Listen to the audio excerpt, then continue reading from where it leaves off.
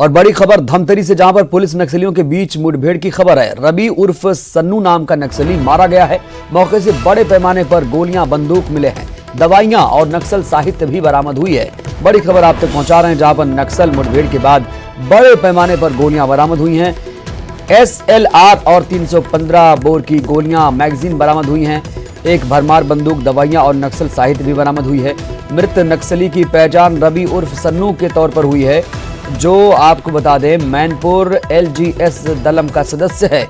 तो धमतरी से बड़ी खबर, अहम खबर, नक्सलियों से जुड़ी हुई खबर है, जहां पर पुलिस और नक्सलियों के बीच मुठभेड़ हुई है। ज्यादा जानकारी के साथ हमारे सहयोगी अभिषेक पांडे जुड़े हुए हैं धमतरी से। अभिषेक, क्या ताजा जानकारी? कमरुद्दीन, बड़ी कामयाबी है पुलिस की, क्योंकि एक बड़ा चेहरा नक्सलियों का मार गिराया गया है और इसके पास से जो सामग्री बरामद हुई है और जो जानकारी पुलिस ने बताई उसके मुताबिक ये उस पूरे इलाके में अपना नेटवर्क फैला रहा था और लगातार गांव में बैठक कर रहा था। इसी सिलसिले में उस इलाके में भी वो ये सक्रिय था और तभी पुलिस को सूचना मिली।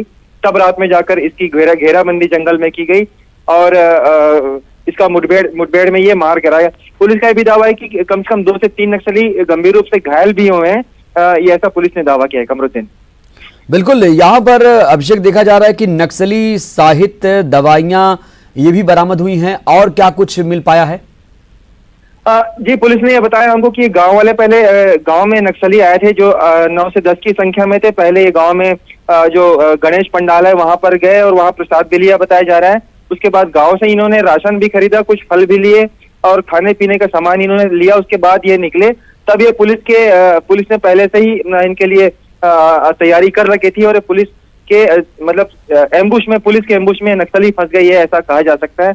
और ये मुठभेड़ पुलिस के लिए कामयाबी का रहा। कमरुद्दीन, बिल्कुल अभिषेक, वाकई कामयाबी तो रहा, लेकिन क्या ये कोई बड़ी घटना को अंजाम देने की फिराक में थे और उससे पहले ही पुलिस ने इस कामयाबी को हासिल कर लिया?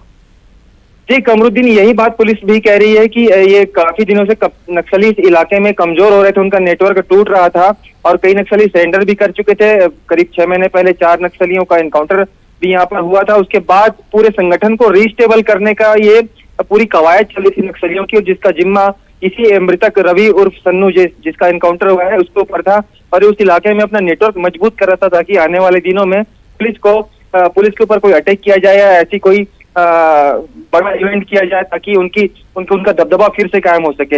उसी मुहिम को ये रवि उर्फ सन्नू चला रहा था, जिसकी अब एनकाउंटर में मौत हो गई है।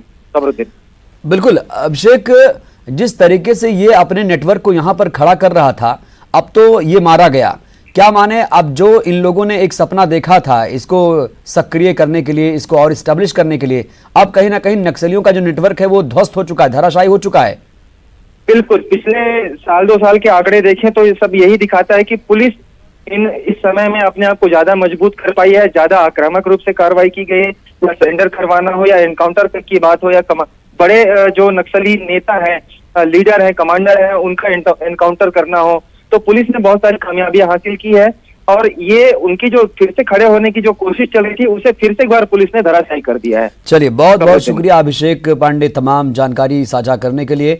तो बड़ी कामयाबी पुलिस ने नक्सलियों जो मुठभेड़ हुई थी पुलिस और नक्सलियों में, यहाँ पर रवि उर्फ सन्नू नाम का नक्सली ढेर हुआ है और एक बड़ी कामयाबी के तौर पर इसे देखा जा रहा है।